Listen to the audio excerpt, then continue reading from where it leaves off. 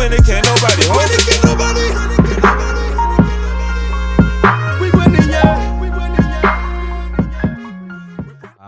Uncensored podcast with your brother Oh God and Sam. Man, another story that we thought was real, important to talk about and people want to know about was Tay-K.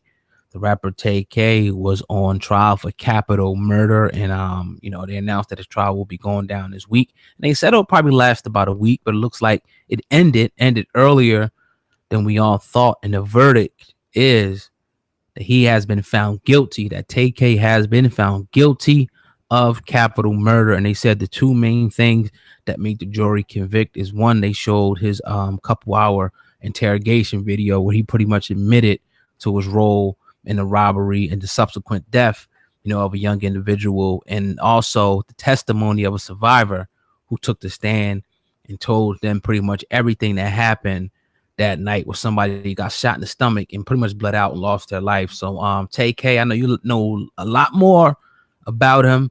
You actually introduced me to Tay-K, and I seen you do a video on him. I'm like, who the hell is this dude? But now we see that he's been convicted of capital murder. Sam, man, how do you feel about this one? Man, we talk often, and I know I take a lot of criticism in giving a lot of the young brothers in particular in rap a lot of passes. Kodak Black, I gave 6ix9ine a couple passes when he was doing his sucker shit while he was free, just kind of putting it to being young and wild and out of control. But one thing I got to say right now in the subject of Tay-K, and it's bothersome, it's annoying that people just they love the lyrics, they love the persona, they love the whole mystique of him portraying the killer that he wanted to be portrayed as, Tay-K-47. We all know what that's representing. And now the rest of his life is pretty much gone because of something he did and he can't get back. And he's 17 fucking years old and he's done.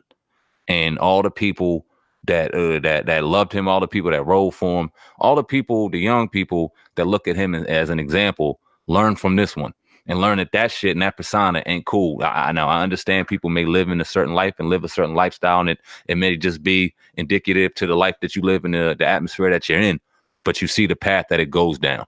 And how many times I'm sitting back and I see Tay-K-47 about to do life in prison. Now, oh God, correct me if I'm wrong. Was he convicted of murder or capital murder? Because aren't those two different penalties?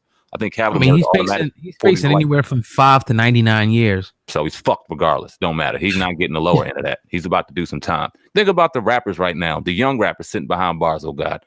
YNW Melly, Tay-K-47, my man down from Louisiana, NBA Youngboy, Kodak Black. You just seen who just got out of jail. Soulja Boy just got out of jail. There's just so many rappers young rappers sitting in jail right now, and all of them thought that shit was cool before they went in there.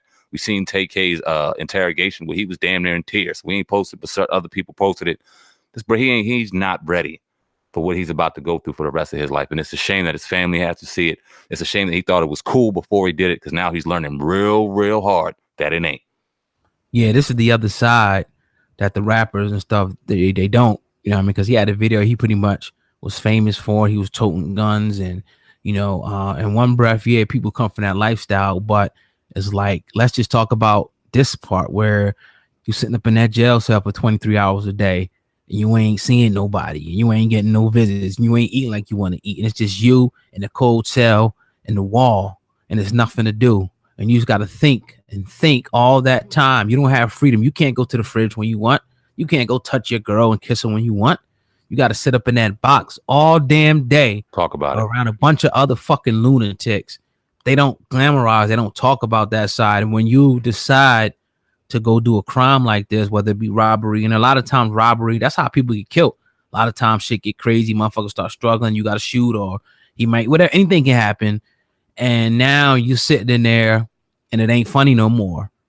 Now you're facing murder, and now you're convicted of murder. So it's one of those things you can't give. It's no pass that could be given to a situation. But it comes a point where people got to stand up. We got to stop blaming our environment. We got to stop blaming this and this person. When people got to start standing up and making better choices in life, period. You know what I mean? We can't keep saying it's the system and stuff like that.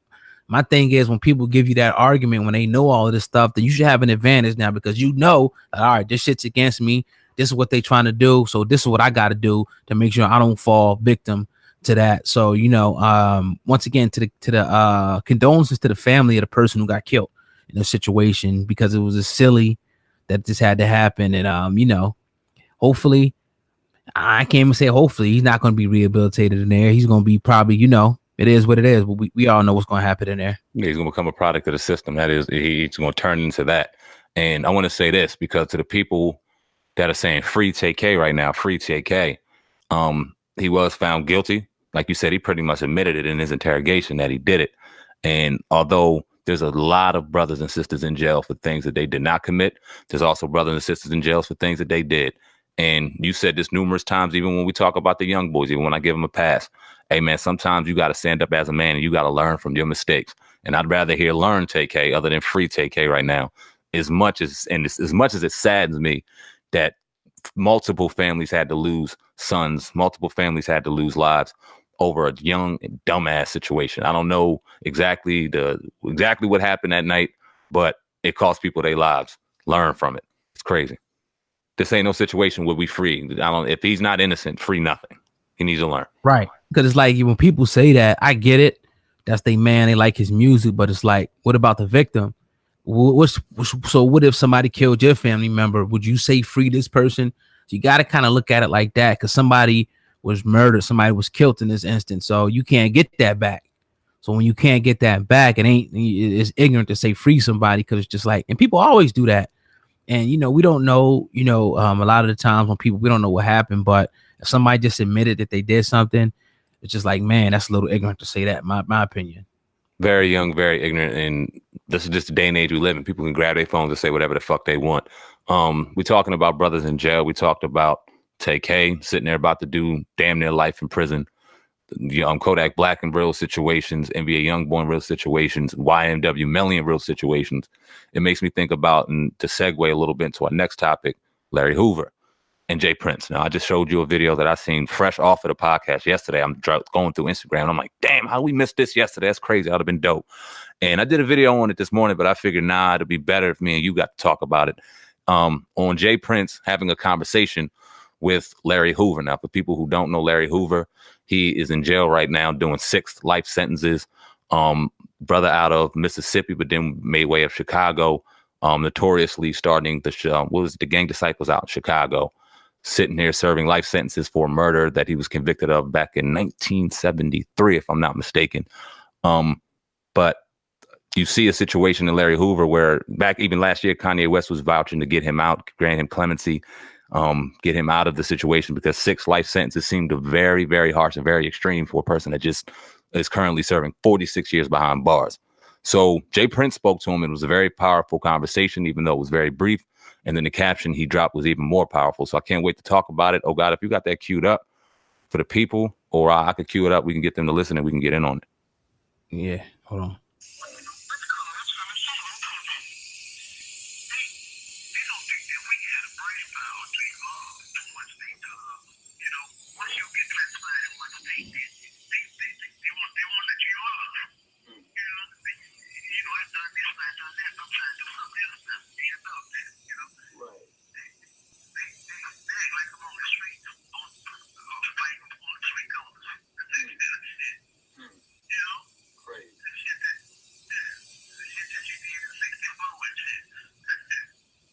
And they witnessed so many change, you know what I mean? Yeah. But I really, from the way they come at me, I think they really believe this plan. Let's call it something. They don't think that we had a brain power to evolve to one state to once you get classified in one state, they won't let you off. I've done this, I've done that, I'm trying to do something else, I'm being about that, Right. They act like I'm on the street, fighting on the street corners. Crazy. The shit that you did in 64 and shit. And they witnessed so many change, you know what I mean? Yeah. Yeah, so that's just a brief audio right there. Jay Prince on the phone with Larry Hoover, speaking to him. I could really barely hear that. I heard some of it, you know what I'm saying, but I heard the gist of it. But let me read what he said right here. Under the caption of the video, he put the conspiracy to destroy our black leaders is live and in effect in 2019. Our brother Larry Hoover is speaking from a place of experience, being incarcerated for 46 years, and almost half of those years in solitary lockdown in inhumane ADX Florence Supermax Penitentiary, where slavery and human torture is still legal. Recently, Mexican drug lord El Chapo was accused of distributing billions of dollars worth of cocaine in the U.S. and sentenced to one life sentence. Terrorists that participated in 9/11 and other terrorist acts against the United States of America were also sentenced to one life sentence or less. So there's an example of racism at its finest by sentencing Larry Hoover to 6 life sentences just to remind us that our lives have no value in the eyes of racist people in power. It's a hate sentence, not justice. This is why growth and development in every aspect of our culture is important. The time is now for us to unite against the strongholds that are against us. And then he puts 2B, continue, J Prince.